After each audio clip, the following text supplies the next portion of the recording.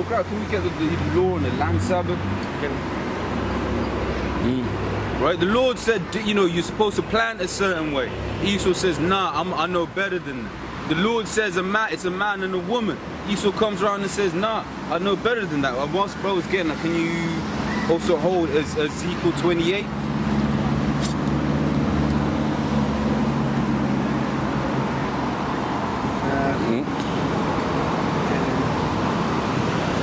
Exodus 23 and 10, yeah, the land shall gather its fruit thereof when rotation comes. Oh yeah, man, that's right. Exodus 23 and Ezekiel 28. From the top. Okay, yeah. Okay, Exodus 23 and 10, it says, and 6 years thou shalt sow thy land, and shalt gather in the fruits thereof. But the 7th year thou shalt let it rest and lie still, that the poor of thy people may eat, and what they leave the beasts of the field shall eat. In like manner thou shalt do with thy vineyard and with thy olive yard. So basically the Lord is basically that one works as well. There's one Leviticus because there's a couple. Like I believe when you plant certain trees, you ain't even supposed to eat of those trees for a while. Like you plant it, it grows the first year. The first year. So the first year is the first fruits of all days unto the Lord. So everything, the first, going back to the Lord, the first, whatever comes, the first born basically. What comes out of the matrix is ordained unto the Lord. And it has to be redeemed back by offering up a sacrifice. Otherwise it belongs unto the Lord. For example, that happened with Samuel. Remember his mother, was it Hannah? Yeah, it was Hannah. Hannah basically said that, look, give me a son, I'll basically give it unto you. And then the Lord gave her a son, and then she didn't make the sacrifice to reclaim her child. So then he sent onto the priesthood, and it was built up in there, she used to tend on to him and basically give him a jacket or a covering or something, coat every year or something like that. And he grew up underneath Eli. But that shows you the first fruits basically ordained unto the Lord. Sure. Order. Yeah, go ahead. Order. next, you got that one for him? I grew up to read it from okay, so John. This is Leviticus 25. I'll start from 3. 6 years thou shalt sow thy field, and 6 years thou shalt prune thy vineyard, gathering the fruit thereof. But in the 7th year shall be a Sabbath of rest unto the land. Right, now this is proof that those that our brothers are in the Amazon, man. Right? Because that's the same thing that they practice to this day. Right? Because what do? They'll plant a field, they call it slash and burn farming. They'll stay at a particular place, right? Farm it, and I do believe it's after 6 years then they'll leave it, burn the land, right, and then go back and carry on doing it and move to another plot of land. Because you ain't supposed to do what Esau does, right, and just farm, right, because he just takes and takes and takes, right, because he can never be satisfied. And then what does the land do? Right, the land brings up the weeds. Now weeds, when you have weeds on your land, well, when you look at the purpose of weeds, because the Lord made everything, right? The Lord made everything in its purpose, right, and its uses. Well, the purpose of weeds is basically because they got longer roots. They take the minerals from lower deep down and they bring it towards the surface. What does Esau do? He says, these weeds are a problem, right? Let's make some chemicals that go out there so we can kill the weeds. But the weeds are a sign unto you that there is a problem in your land. Right? And then you find out that weed killer is giving you cancer. But then who do you have to go to for cancer treatment? Esau. Right? And it says, thou shalt neither sow thy field nor prune thy vineyard. Basically let it grow wild, man. Let it do what it's doing. That which groweth of its own accord of thy harvest thou shalt not reap. Neither gather the grapes of thy vine undressed, for it is a year of rest unto the land. Yep. That's right. And the Sabbath of the land shall be meat for thee and for thy servant. Yeah, so it's good for you, and that's the thing. That period of time is good for you, and if you're prudent, you store away or whatever, what have you. If you had land, you farm elsewhere, right? However, right? You know, Esau will be like, but that's a year's worth of crop that we're not gonna make. Right, because why? He's all about that quick profit, man. And that's why the earth is destroyed under the inhabitants thereof. He ain't about quality. Yeah, yeah. But that quantity. That quantity, man. I remember there was a video that I was posting in the chat with some Edomite children from the 60s, 1966. And one of them said, yeah, I perceive that people are just going to become statistics. Yeah. Not people anymore. And that is what Esau's done. Everything is statistics. Yeah. Hey, everything you do is it backs an algorithm, man. That's right? love of money. Yeah, love of money. That's what Esau's doing. Everything you're doing, you might just be thinking I'm browsing this, but really you're feeding an algorithm, man. Yeah. Why? Because you're just another number. I see. And like even in the working environment, people don't actually work to a skill. You just work in industry-based roles. Yep. So you might have like a building and you'll just have like maybe 3 floors of people in a call center just all doing the exact same shit. Yeah. And it might not even be what they're passionate about or what they actually are skilled in. It's just they're just feeding into the system. Or you'll have a man that went to uni, which is another fucking, what's the word? Like another fad. Yeah. Studied English or some shit, and all of a sudden you're doing a mathematic-based role that you have no understanding of. No understanding. They just give you a speedy crash course, and then you're just in there with the rest. Just, you know what I mean? Yeah. And that uni stuff is witchcraft, man.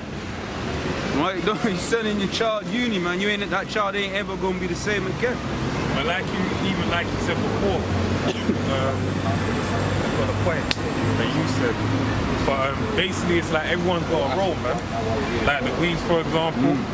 That's why you would have had this person's name Baker, that one's name Smith or whatever. That was their skill, the way the Lord made them, that was their position in society.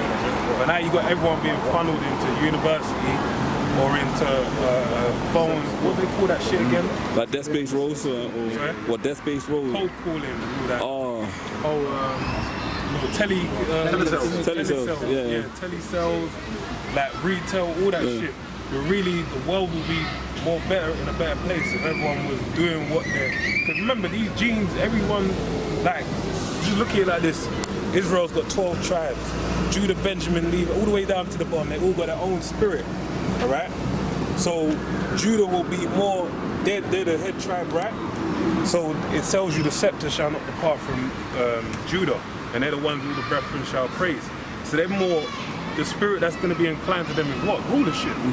That's what it would be, right? Rightly so, because that's so then everyone that comes from the line of Judah would have a certain form of that spirit within them to some capacity. And it may play in a certain role as opposing to another within that same tribe. And then you have the same with Ephraim over the other the northern kingdom.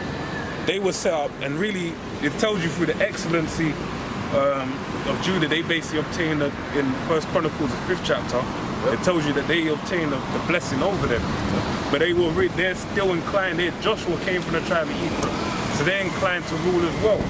So you have all these different tribes, Gad, they're warriors, Reuben, half tribe of Manasseh, they're inclined to be warriors, Issachar inclined to deal with the moon and the stars. So everyone has so when you deal on a base form level of people, the Lord set them up with a lineage for them to do a certain job upon the earth. So it shows you that Esau is basically, he's a useless eater. So he's basically trying to make everyone do one thing, which is making the world as it is. Whereas it will flow more abundantly if you have people doing what they're really meant to be doing. And they're doing, and I remember elder brother Ramah made this point, doing ultimately useless jobs. And this one hit me because it's the job I do. It's like, in that day, man, what's a software developer going to be? What's he going to be able to do in that day, man? Right? He just all he knows is how the desk work is. Yeah. Right? But can he start a fire? Right? Can he do this? Can he do that? Now, Lord, will we be those men? The Lord said, my servants shall eat. Right? So we going to be all right. But every day, Joe blogs, all he ever known is how to tap keys. And that day, what's he gonna do? He doesn't know any martial arts. He can't protect himself or his woman or his family. He can't go out and hunt and find any food. Bro, you know what? Plant seeds. So lucky, I have to mention on that point, because I watched some stuff online. I watched these SAS guys, right? Yeah. You know that show SAS, Who Dares Wins? Yeah. And then one of the guys was on like a radio station. He said, the way he teaches these kids now in today's society, he likes to get his kids to go out to see things, take them to the woods, teach them how to make fires and that, he said. Because he goes that, when I look at society today, He goes, when I look at society today, everything's obviously technological and stuff, right? And he goes, I want to teach my kids practical things as well. Obviously, as well as this modern age, I want them to know practical stuff. And then he goes, hey, he looked in the dictionary, and there was, what word was it that was out of the dictionary? There was like something to do with nature, words to do with nature were out of the dictionary today, and replaced with modern words, replaced with technology words. Yeah, they took out things to do with, They said, I don't want my kids to grow like that. I want to show them about the woods. I want to show them how to make fires. I want them to be thinking in that manner as well. He said even playing out is like a kids playing out and stuff nowadays. It's like you read, you like, don't see it. Yeah, you don't see it. They've got phones and computers. They've got phones and tablets. Can I say one thing? No. Go on, brother, go on. There's a thing called Maslow's pyramid. Basically, Maslow's pyramid originally. Hierarchy of needs. Hierarchy of needs, and originally the bottom, the foundation was like, you know, bare essentials, food, drink, you know, clothing or whatever, you know, a roof over your head or whatever. But now that's been, they've tried to revise it. It's still the same thing, but they tried to revise it. Now what they're saying, Esau's saying that technology is now the base need. Because that's what I know what you're saying, but I'm just like, how can you, because the base need of Maslow's hierarchy is basically to breathe. Are you telling me technology trumps you needing to fucking breathe? Now, and that leads to what I was going to say. What people, the key, because brother was saying it, the main thing you need in this kingdom that trumps even learning that, knowing, because you got Bear Grylls gonna die. I don't care if you know how to survive in the wilderness, he's gonna die. The main thing you need is a critical mind. You have to be a critical thinker. You actually need to, and that really is like, that's, or a practical mindset, practical thinker, or practical wisdom, which really is what a ruler would have. You have to be able to read the information before you. You have to be able to ask right questions. It ain't about the answers. Obviously, the answers only come from the questions that you ask. So in order to get the right answers, what you got to do? Ask the right questions. A good movie that shows that is what I Robot. When Will Smith had the thing, and the guy said, you need to answer me a better question than that. You wouldn't answer the question because so what you need to learn, you need to ask the right questions. So in this society today, that's the main thing that people are missing in the world over. There's no one has the wisdom enough to be able to question the society for the right reasons. People don't question shit, and that's how they end up getting judged because they don't think, what's the repercussions of this? What's the repercussions of that? They'll just go along with it. So you gotta be able to, that's a key instrument that we have to utilize as well, that you have, basically that's the key that opens all doors. If you can sit there and ask, okay, well, if that's the information that's being presented, then what about this? You need to be able to critique that information. You got that scripture I asked for? Go and read it. This is Isaiah 33 and 5. 43 and 5. The Lord is exalted, for he dwells on high. He has fed Zion with judgment and righteousness. He has fed Zion with what? What did it say? He has filled Zion with judgment. With judgment and righteousness, right? Yeah, judgment and righteousness. How did Zion get judgment and righteousness? By the Lord's statutes and commandments. That's why the Lord says when you're on the way with your child, you're gonna sit down and talk with him. And what should our conversation be about? It tells you in Peter's, what does it say? Conversation. Holy conversation. Holy conversation. Now I've been banging this podcast. I only found out about it. It's been out for like 3 years. I've been banging it for a while. 3 shots of tequila, and even I've been around niggas in the world, and I from work and all this time before, but they're doing the same thing, but in wickedness. Like, if you know, it's like, and when I say wickedness, I say that I mean it in a worldly context. They're thinking about how, okay, this is my pen. How do I consolidate my pension, or how do I do this so I can get that? They're more of the world. Their whole reasoning is how to basically better thrive within the worldly context, okay? How to maneuver in society. But then when you take it to old, because I was just meditating on old, even that podcast I'm talking about, they'll be talking about how to deal with women, how to deal with things that go on in society, different repercussions, and they'll always present scenarios on the podcast. They got a whole section where it's dilemmas, where someone sends a message, say about a dilemma, I got this dilemma, da-da-da-da-da. Or they'll ask about, okay, what if you had this scenario? If your woman got into a fight with your mum, how would you deal with that? And then they go back and forth and And really what it just made me think about is like, really that's the type of thing we would have sat down and thought about. Would have been fine, okay, look over this law, and would have been like, okay, what, you know, let's flesh it out. What if you have this, that, and other? Okay, this is unclean to wear, I mean to eat, but is it unclean to wear, or you know, there'll be certain things like that within the scriptures that they would have been reasoned back and forth. And really, when you go back to another thing I'm meditating on, when you go back to Adam, Methuselah, and all the men that before they started the years of life quite dwindling, they were filled with wisdom over hundreds of years, nearly 1,000 years worth of life, and they offered great wisdom unto their children. And that was passed down. That's why there's certain things you know within the society that really goes back to that time of old. That the angels said, look, this can be utilized for that, this and the other, and they played with it and they learned their little way, and then they pass it on to the next generation. Because you'll find that when you've done something several times, like maybe you might, what you call it, a simple example is when you're going somewhere, right? And then you be like, okay, this time let me try it, turn this way. And another time, okay, let me try to turn this way and then that way.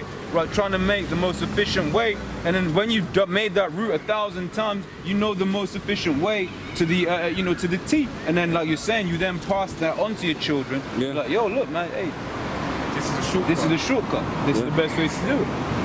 That's what. Like I was just gonna say, it's the experience, which literally means to try out. Because you would have just had thousands of years of repetitive, like even like the men of war, like David Knight, even. Like just years and years of war, like shooting arrows, learning how to, you know what I mean, the right degree to cut them. Because there's an art to everything, there's a science to really everything. That's why when he came on the scene, it tells you in the book of Sirach about Let's Praise Great Men. They didn't know that he had been, he's out there, the last born of the seven. He's out there fighting to protect his sheep against lions. Yeah. But that's his experience. That was him being tried out. So when it come up to him looking at Goliath, it feels like unclean. I'm gonna head top you right now, man. I ain't scared of you. Lord's had me out here in the trenches for all these years, and you are gonna come and bring the name of my God to dishonor? No way. Like, I've experienced lions trying to eat me, bears trying to do this, and I've got the one over them. So something like, that's what he had. But yeah, go and read it. Romans chapter 15 verse 4. For whatsoever things were written aforetime were written for our learning, that we through patience and comfort of the scriptures might have hope. So, you know, the different prophecies that are in there, and also the different, in a sense, wisdom scriptures. You got like Wisdom of Solomon, Proverbs, Psalms, Sirach, Ecclesiastes. And if you look at Sirach, pretty much Sirach is like a book. Sirach is pretty much a book that takes all on how to live life. You know, look, and it's about how to apply the righteousness as well, the law. And it was 3 generations, and that even shows you again, it took 3 generations for that book to be made. Yeah. I believe, because it started with the father, Yahushai, then Sirach, and then the son of, and then Yahushai, the son of Sirach, I believe. So it's 3 different generations that pulled their wisdom all into one book. So that shows you wisdom is accumulated. This is an investment. The word invest means to put, like basically to put into your vest shop. Alright, what's our vest shop? What's our clothing? The wisdom. So we gotta invest in the wisdom. Yeah. Alright? Because remember it tells you that you know about the parable of the wedding. And he said, my friend, where's your wedding garment? And he said, oh, you know, he basically had no words. And they said, take him and cast him out to the way of the national teeth. And it tells you in the book of Revelations that the wedding, the garments of righteousness, of white garments of righteousness, is basically the wisdom of the Heavenly Father. So this is our glory. This is our covering. The wisdom, you know, not literally this, but you know, the wisdoms are covering. You know what I mean? That's the armor as well. That tells you in Ephesians 6 chapter. Continue? Yeah. Isaiah 33 and 6. And wisdom and knowledge shall be the stability of thy times. So he said, in the previous chapter, it said that, look, wisdom was filled in the nation of Israel, basically. But you know, in Romans, it tells you that no Israel is Israel. So basically, there's an elect that are going to receive that wisdom. Because the elect are the only ones that are going to be able to what? Have the stability of their times. right? The salvation. We're the ones that are gonna, when all this shit goes down, we're gonna be stabilized. We're gonna know what's happening, all right? And the Lord, it said, when the enemy shall come in like a flood, Most High will raise up a standard against them. Basically being spiritual power, us having the ability to basically get one over Esau, man. No matter what form of artillery he's got, the Most High is gonna be fighting for us, man. Go ahead. And wisdom and knowledge shall be the stability of thy times, and the strength of salvation. The fear of the Lord is his treasure. Yeah, the fear of the Lord is our treasure. So our real riches is what? It's the wisdom. And the way you get wisdom, it starts with the fear. Okay? If you don't fear the Lord, you ain't gonna get it. Right? And really what fear is faith. So the only way you're gonna fear an invisible power is if you have faith that there is an invisible power. And that you're worth fearing. Okay? You hear the words and it's in you, it's like, nah, I don't want this to happen to me. And that's faith, that's belief. Alright? Go ahead. This is 1 Kings chapter 3 verse 6. And Solomon said, Thou hast showed unto thy servant David my father great mercy, according as he has walked before thee in truth and in righteousness and in uprightness of heart with thee. And thou hast kept for him this great kindness, that thou hast given him a son to sit on his throne, as it is this day. And now, O Lord, my power, thou hast made thy servant king instead of David my father, and I am but a little child. I know not how to go out or come in. And thy servant is in the midst of thy people, which thou hast chosen, a great people that cannot be numbered nor count for multitude. Give therefore thy servant an understanding heart to judge thy people, that I may discern between good and bad, for who is able to judge this so great a people? Yeah, because Solomon knew the nation of Israel was a great people. For all the greatness that he stood to obtain, he said he knew, quote unquote, the potential of the nation. So in steering a great nation like that, he knew that in order to get the best out of the people, it required a lot from him, being a shepherd over the people. Right? Which shows a lot of humility as well, because David had other sons, and then if you're in a king's court, you would have been brought up a certain way as well as a prince. So obviously they had certain kinds of training, but Solomon also asked for, he had the humility to actually ask for wisdom above all other things, you know, and that's an example out of the sons that King David had. In his dream, Oh, in his dream, you know? But that's it, because really wisdom is key.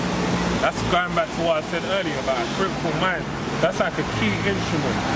Like having the ability to sit down and break down scientists' very last compound, that's an ability. I'll call it a KRS-One.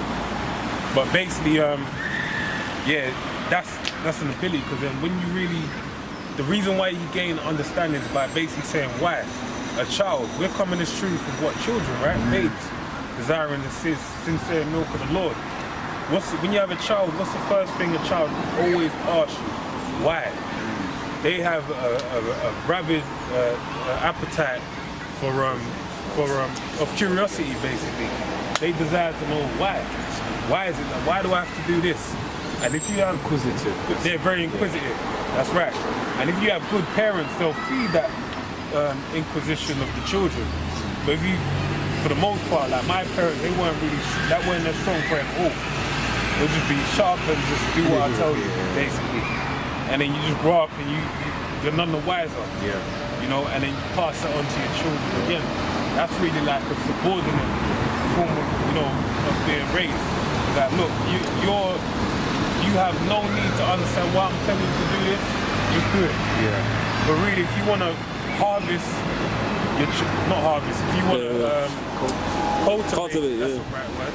If you want to cultivate your children, what you're really meant to do is feed that inquiries, the inquisition, the inquisitiveness, to allow them to build, and then when they go out in the world, they can never get one pulled over their eyes, man.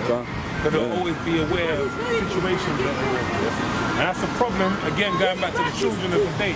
They don't have that ability. That's spiritual, to basically the little girl goes, why, mommy? It's like, because it'll get cold. it won't, you know, you get into that situation where they go out in the world now and they're getting things thrown at them and they're basically ending up in a more fucked up situation than they first started off with. Because they didn't have that ability to discern what they're doing. But when you come unto the Lord, you get what? Discernment. Right? Let's even to make a quick point about Michelle. Because with the Lord basically gave us the laws because with like disobedience there comes consequences. Which is why which is another part of the reasoning, because you'll tell your child like you don't play with electricity or you don't do certain things because pretty much you're gonna die. The wages of sin is death. The Lord told us he gave us the Deuteronomy 28, a whole breakdown of this is what you're supposed to do. If you don't do it, then this is what's going to happen. And the reason why you don't want that to happen is pretty much you're going to end up in the condition that you're in right now, which is what we're in. But we live in a consequence-free world where people don't understand. You know, that's it. I just got one point because you said that. That's why in the book of Ecclesiastes, 11th chapter, it tells you about the vanity of youth. But basically it's like, look, yeah, you're under the cloak, you're under the covering of your parents, but guess what? If you old habits die young. Basically meaning that if you want someone to be the best person that they are, it needs to be instilled from youth. Alright? They need to be nipped in the bud quickly. Whereas if you allow someone to grow up in a certain form of way, old habits die young. They can't die in age. That's why it tells you in the scriptures, you can't put new wine into old bottles. Alright? And there's exceptions to the rule. But for the most part, once someone's set in their ways, that's their way. And it tells there's the proverb about the old adulterer, because basically they've been doing that from their youth. They've always committed adultery, and now for them to step in a way where it's not of them, it feels awkward. She can't be satisfied. That's it. So it's like one of them things where you had one of the sages of Greek said, give me a child for 7 years and I'll show you the man of man you'll be. Because the first 7 years is really what builds up a foundation in a child. That's why it tells you, instruct a way a child who's a guy. This is Proverbs 22:6. Train up a child in the way he should go, and when he is old, he will not depart from it. Break it down, bro. Yeah, so when you teach the right way to a child, which is future, and then wait for it to pass. So it says in Deuteronomy, the 11th chapter, these commandments, and the 4th chapter as well, these commandments the Lord teaches you in righteousness, teach them unto your children diligently. So part of that, teaching your children the right path, how they're meant to behave, what they're meant to do, that's part of our role, And when they grow up, those things are gonna be instilled in them, and they're gonna carry on with that, That's it. Brother's I've got something for you up. Because you spoke about discernment. Yeah. Right, it says Proverbs 1 and 4 to give subtlety to the simple. Start from 1. Proverbs 1 and 1. The Proverbs of Solomon, the son of David, king of Israel, to know wisdom and instruction, to perceive the words of understanding. Now remember, the brother read previously about Solomon having a dream, asking the Lord to basically give him wisdom, to basically instruct the great nation that is Israel, man. Now this is the book of Proverbs, and what does it say? Yeah. The Proverbs of Solomon, the son of David, king of Israel, to know wisdom and instruction, to perceive the words of understanding, to receive the instruction of wisdom, justice and judgment and equity, to give subtlety to the simple, to the young man knowledge and discretion. Now this is, remember, when you read on in that book, it basically tells you that King Solomon, basically because he asked of wisdom, the Lord said, I shall give you everything else as well. Because you didn't ask for money, you didn't ask for women, you didn't ask for this, that and the other. I'm going to give it to you anyway. Because guess what? That's part of the tokens of wisdom. That's hand in hand with wisdom. Right now you might see us, we ain't looking like much. We ain't blinged off, like wearing rings and bracelets and great precious stones. But guess what? That's the reward of wisdom, which is wealth and all that thing, because wisdom worketh unto righteousness. Wealth and all those, the accumulation of wealth and land and all of those things, that goes hand in hand with wisdom. Because guess what's the other side of wisdom? It's basically opposite of wisdom is basically the lack the lack of it, basically. I can't think of a word right now. Ignorance? Ignorance, basically. So if I gave you a portion of land, and you were ignorant to that portion of land, what's gonna happen? You're gonna lose it eventually, right? And then someone wise is gonna gain that land, and then they're gonna lose it. They have wisdom, they know how to tend to it, they know how to make it thrive, and guess what? They might even end up making it so abundant that someone else might even lend out their land and say, you know what, I'll give